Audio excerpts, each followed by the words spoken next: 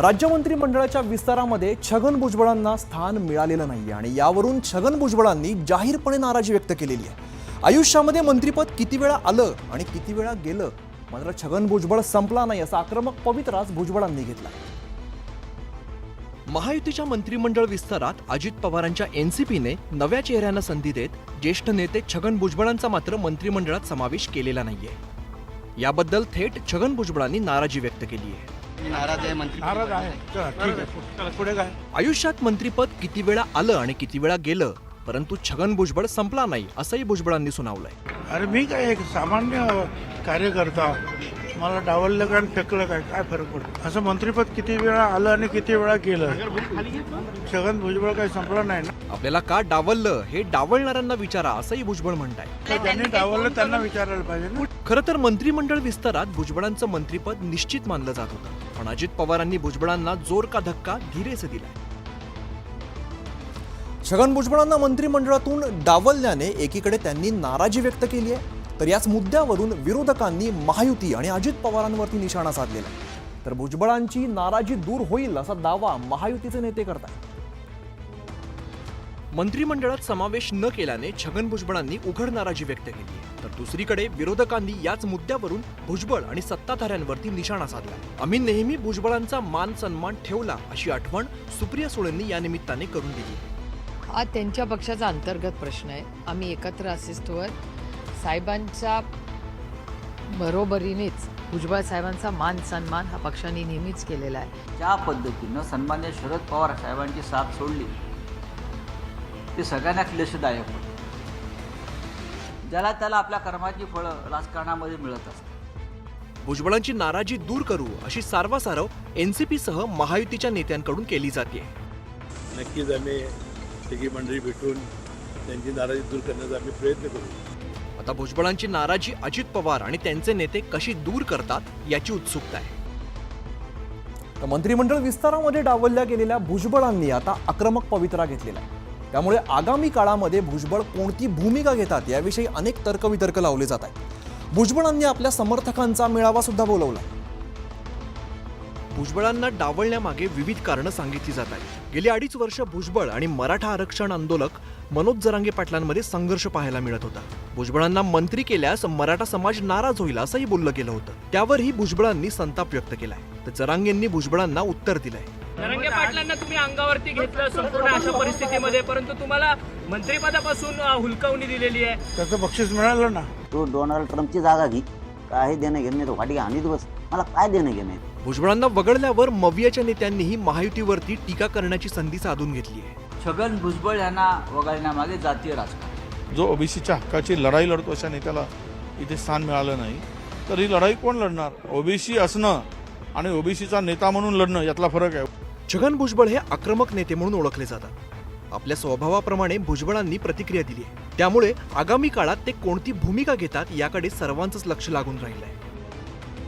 मंत्रिमंडळ विस्तार झाल्यापासून अनेक नाराजीचे सूर उमटत आहेत आणि त्यातही छगन भुजबळ आणि रामदास आठवले हे दोघंही नाराज आहेत। पण दोघांपुढे प्रश्न मात्र वेगवेगळे आहेत। एकीकडे छगन भुजबळ म्हणतायत जहां नहीं चैना वहां नहीं रहना, तर आठवले म्हणतायत जाए तो जाए कहां।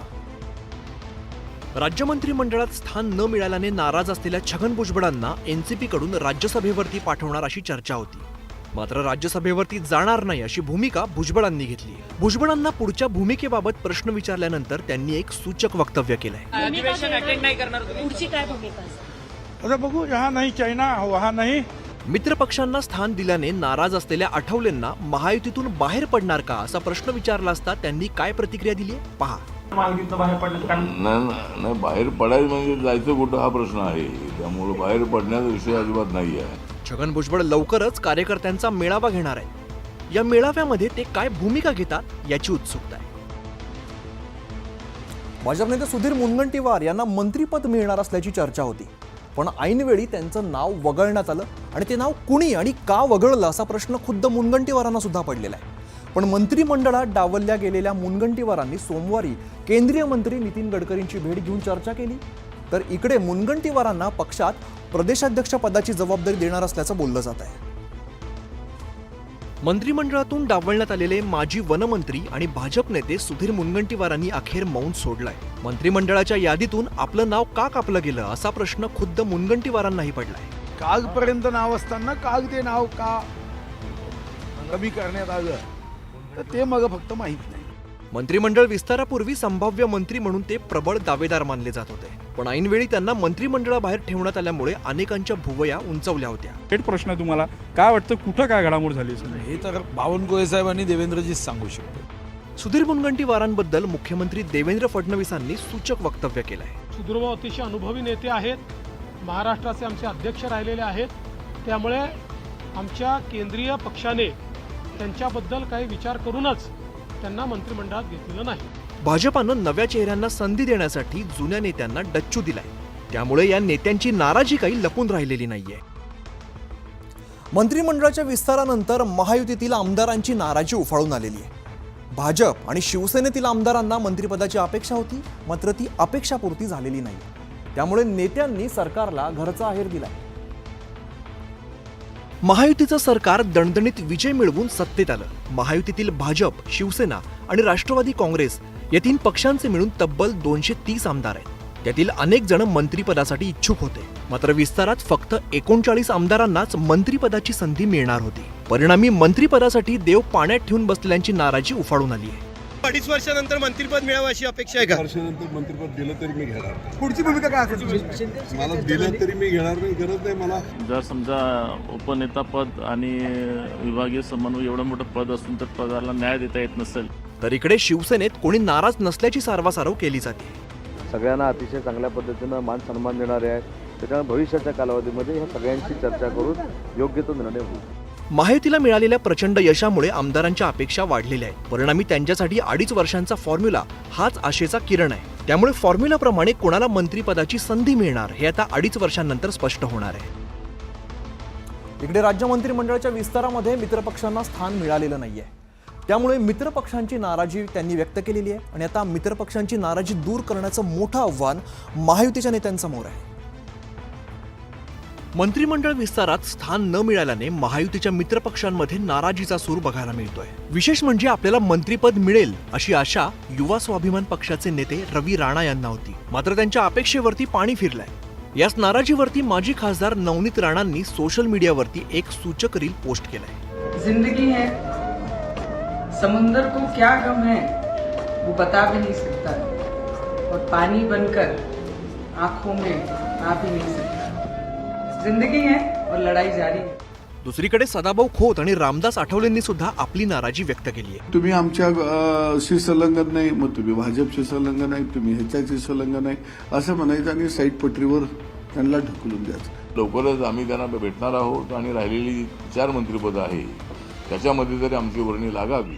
आता मित्रपक्षांची ही नाराजी दूर करण्याचं मोठं आव्हान महायुतीतील भाजपासमोर आहे. शिवसेनेचे आमदार संजय राठोड यांनी काल मंत्रिपदाची शपथ घेतली. यावरून आज राजकारण चांगलंच तापलेलं आहे. संजय राठोडांना मंत्रिपद दिल्यानंतर सुषमा अंधारेंनी भाजपावरती जोरदार टीका केली. मविया सरकार असताना भाजप नेत्या चित्रा वाघ यांनी शिवसेनेच्या संजय राठोडांविरोधात आक्रमक भूमिका घेतली. त्याच राठोडांचा मंत्रिमंडळात समावेश करण्यात आलाय. यावरून आरोप प्रत्यारोपांच्या फैरी झडतायत. या मुद्द्यावरून ठाकरेंच्या पक्षाच्या नेत्या सुषमा अंधारेंनी चित्रा वाघांवरती निशाणा साधलाय. संजय राठोडांना मंत्री केलंय, त्या लोकांच्या सोबत आमदारकी उपभोगलीच नसती. आमच्या सारख्याने ती आमदारकी तोंडावर फेकून मारली असती. दुटप्पी बोलणाऱ्या अशा चित्र विचित्र हलकट प्रवृत्तीच्या लोकांवर काही बोलू नये. सुषमा अंधारेंच्या टीकेला चित्रा वाघ यांनी सुद्धा उत्तर दिलंय. माझी लढाई सुरू आहे. मी मागेही म्हटलं होतं, मी आजही म्हणते, सगळ्यात मुळात प्रश्न तुम्ही विचारायला पाहिजे तो उद्धव ठाकरेंना, की उद्धव ठाकरेंनी यांना क्लीन चिट दिली. त्यामुळे राठोडांच्या मंत्रिमंडळात समावेशावरून राजकारण तापल्याचं पाहायला मिळतंय. विधानसभा निवडणुकीनंतर उद्धव आणि राज ठाकरे एकत्र येतील अशी चर्चा रंगलेली होती. आज राज ठाकरे आणि उद्धव ठाकरे एकाच कौटुंबिक कार्यक्रमामध्ये एकत्र दिसून आलेले. त्यानंतर पुन्हा एकदा चर्चांना उधाण आलंय. उद्धव ठाकरे आणि राज ठाकरे या दोन्ही बंधूंमध्ये असलेलं वितुष्ट हे संपूर्ण महाराष्ट्राला माहिती आहे. राज्यात अनेकदा दोन्ही बंधू एकत्र येतील अशी चर्चाही होते. पण ते अजूनही प्रत्यक्षात बघायला मिळालेलं नाहीये. पण उद्धव ठाकरे यांच्या कौटुंबिक कार्यक्रमाला राज ठाकरे यांनी उपस्थिती लावल्याने राजकीय वर्तुळात विविध चर्चांना उधाण आलंय. राज ठाकरे आणि उद्धव ठाकरे कौटुंबिक कार्यक्रमासाठी मुंबईला एका हॉटेलमध्ये एकत्र आले होते. रश्मी ठाकरेंचे बंधू श्रीधर पाटणकर यांचे पुत्र शौनक पाटणकर यांच्या लग्नात राज ठाकरे यांनी हजेरी लावली. त्यामुळे राजकीय वर्तुळात अनेक तर्कवितर्क लढवले जात आहेत. रश्मी ठाकरे यांच्याकडून यावेळेला राज ठाकरे यांचं स्वागत करण्यात आलं. मात्र या कार्यक्रमात राज आणि उद्धव ठाकरे यांची थेट भेट झालेली नाहीये. राज उद्धव एकत्र यावेत अशी राजकीय वर्तुळात चर्चा सुरू असतानाच राज यांच्याकडून पाटणकर कुटुंबियांच्या निमंत्रणाला मान देत लग्नाला हजेरी लावल्यामुळे आश्चर्य व्यक्त केलं जात आहे.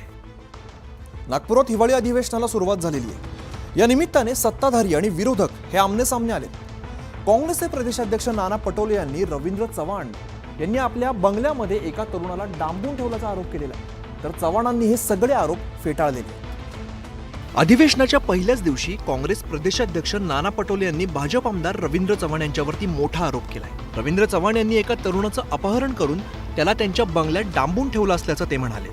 रवींद्र चव्हाण नावाचे त्यांचे माजी मंत्री आणि आता आमदार यांच्या बंगल्यावर वैभव नावाचा एका पोराला किडनॅप करून ठेवलेला आहे. 9 कोटी रुपये गायब झाले. याच्याजवळ कुठून आले 9 कोटी मला माहिती नाही. पटोले यांचे आरोप बिनबुडाचे असून टीआरपी साठी हा प्रकार सुरू असल्याचा पलटवार रवींद्र चव्हाण यांनी केलाय. नाना पटोलेंनी या अगोदर पण अनेक वेळेला असे आरोप करत असतात, वेगवेगळ्या नेत्यांवरती करत असतात. आणि मला असं वाटतं की त्यांनी असे आरोप करणं हे बिनबिडाचे हे चुकीचं आहे. पटोलेंच्या आरोपामुळे नव्या वादाला सुरुवात झाल्याचं दिसून येत आहे. इथे बीडमधील मसाजोगचे सरपंच संतोष देशमुख यांच्या हत्येनंतर राजकारण चांगलंच तापलेलं आहे. बीडमधील सरपंच हत्ये प्रकरणाचे पडसाद आज विधान परिषदेत सुद्धा उमटलेले आहेत. अधिवेशनाच्या पहिल्याच दिवशी विरोधकांनी सरकारला यावरून प्रश्न उपस्थित केले. बीडमधील मस्ताजोगचे सरपंच हत्या प्रकरणावरून सध्या राजकारण तापलंय. या प्रकरणाचे पडसाद विधान परिषदेमध्ये उमटले. विधान परिषदेचे विरोधी पक्षनेते अंबादास दानवेंनी हा मुद्दा उपस्थित करत आरोपी राष्ट्रवादी काँग्रेसच्या जवळचा असल्याचा आरोप केलाय. अजून 3 गुन्हेगार फरारी आहे. माझी मागणी आहे की या 3 गुन्हेगारांवर लवकरात लवकर आपण अटक करावी. या सगळ्या गुन्हेगाराचे सीडीआर रिपोर्ट तपासावे. कोणत्या कोणत्या राजकीय पक्षाशी ते संबंधित आहे, कोणी कोणी यांना फोन केलेला आहे. त्यांच्या आरोपांना मुख्यमंत्री देवेंद्र फडणवीसांनी उत्तर दिलंय. जो खरोखर घटनेमध्ये इन्व्हॉल्व असेल अशा प्रत्येकावर कारवाई केलीच जाईल. याकरताच ही केस CID क्राईमला ट्रान्सफर केलेली आहे. या प्रकरणाच्या चौकशीसाठी SIT स्थापन करण्यात आली असून AI टेक्नॉलॉजीचा वापर करत आपण या प्रकरणाचा शोध घेत आहोत असं मुख्यमंत्र्यांनी सांगितलंय. परभणी इथल्या संविधानाची विटंबना आणि त्यानंतर झालेला हिंसाचार तसंच बीड जिल्ह्यातील सरपंच संतोष देशमुख यांच्या हत्याकांडाचे विधिमंडळाच्या हिवाळी अधिवेशनामध्ये तीव्र पडसाद उमटले. काँग्रेस प्रदेशाध्यक्ष नाना पटोले यांनी परभणी हिंसाचाराचा मुद्दा उपस्थित करत त्यावरती चर्चा करण्याची मागणी केली आहे. तर त्यावरती फडणवीसांनी उत्तर दिलं. बीड परभणीमधील आंदोलनाच्या घटना सरकार स्थापन झाल्यानंतर झाल्या. त्यावरती सरकारने आपली भूमिका मांडावी अशी मागणी नाना पटोलेंनी केली. त्यावरती विधानसभा अध्यक्ष राहुल नार्वेकर यांनी नानांना नियमांची आठवण करून देत बसण्याची विनंती केली. पण पटोलेंनी आपली मागणी लावून धरली. सरकार अस्तित्वात आल्यानंतरच्या घटना अध्यक्ष महाराज आणि आंबेडकरी जनतेमध्ये आणि बीडमध्ये झालेल्या घटनेचं अध्यक्ष महाराज पूर्ण राज्यामध्ये हाहाकार माजलेला आहे. अध्यक्ष महाराज पटोलेंच्या मागणीनंतर मुख्यमंत्री फडणवीसांनी यावरती सविस्तर चर्चा करण्याची सरकारची तयारी असल्याचं स्पष्ट केलंय. विधानसभा अध्यक्ष जो दिवस निवडून देतील त्या दिवशी मग उद्या का असेना आपण पूर्ण चर्चा करू असं फडणवीस म्हणाले. मला असं वाटतं अध्यक्षांनी जो दिवस नेमून देतील उद्याचाच. आज आपला शोक प्रस्ताव असल्यामुळे आपल्या काही प्रथा परंपरा आहेत. मात्र अध्यक्षांनी उद्याचा दिवस नेमून दिला तरी आम्हाला हरकत नाही. एकूणच अधिवेशन काळात परभणी बीडच्या घटनांवरून विरोधक सरकारला घेरण्याच्या तयारीत असल्याचं दिसून येत आहे. आणि यानंतर एक धक्कादायक बातमी समोर येते आहे. जॉर्जियामध्ये एका भारतीय रेस्टॉरंटमध्ये काम करणाऱ्या 11 भारतीयांचा मृत्यू झाल्याची घटना घडलेली आहे. रेस्टॉरंटच्या दुसऱ्या मजल्यावरती असलेल्या बेडरूमजवळ पॉवर जनरेटर ठेवण्यात आल्याची माहिती पोलिसांच्या तपासात समोर आली आहे. लाईट गेल्यानंतर या जनरेटरचा वापर करण्यात आलेला होता आणि त्यामुळे कार्बन मोनॉक्साईड संपूर्ण रूममध्ये पसरलेला आहे. त्यामुळे सर्वांचा गुदमरून मृत्यू झाल्याचं पोलिसांनी सांगितलंय. जॉर्जियातील भारतीय दूतावासाने यासंबंधित एक निवेदन जारी केलंय. ही घटना दुर्भाग्यपूर्ण असून मृत नागरिकांचे मृतदेह भारतात पाठवण्यासाठी प्रयत्न सुरू असल्याचं या निवेदनामध्ये म्हटलेलं आहे.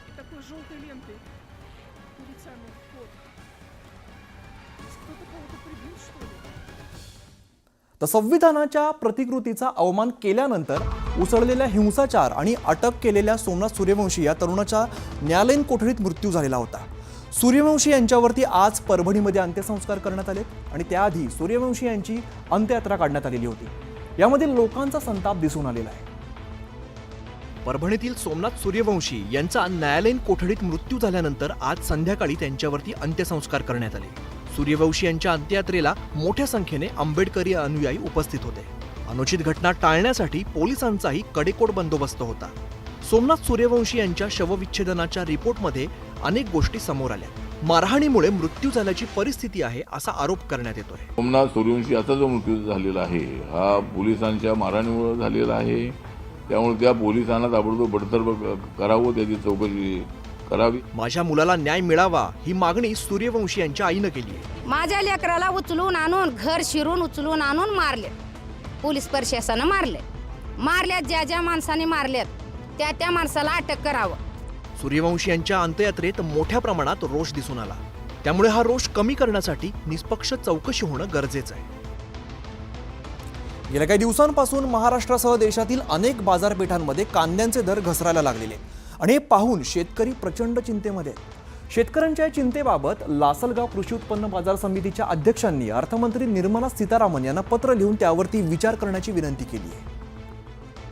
लासलगाव कृषी बाजारपेठ ही भारतासह आशियातील सर्वात मोठी कांद्यांची बाजारपेठ आहे. नवीन खरीप कांद्यांची आवक वाढल्याने गेल्या काही दिवसांपासून कांद्यांच्या दरात सातत्याने घसरण होते. गेल्या 4 दिवसांपासून तब्बल 1100 रुपयांची घसरण झाली आहे. या घसरणीमुळे शेतकऱ्यांना त्यांच्या मालाला योग्य भाव मिळत नाहीये. नवीन खरीप कांद्यांची आवक वाढल्याने दर घसरल्याचं सांगितलं जात आहे. पाकिस्तानमधून आखाती देशांमध्ये भारतापेक्षा कमी दरात निर्यात होते. त्यामुळे या देशांमध्ये भारतीय कांद्यांच्या मागणीत मोठी घट झाली आहे. 4 दिवसांपूर्वी कांद्यांची सरासरी किंमत 3600 रुपये प्रति क्विंटल होती. 2 दिवसात सरासरी भाव 2700 रुपये प्रति क्विंटल पर्यंत खाली घसरलाय.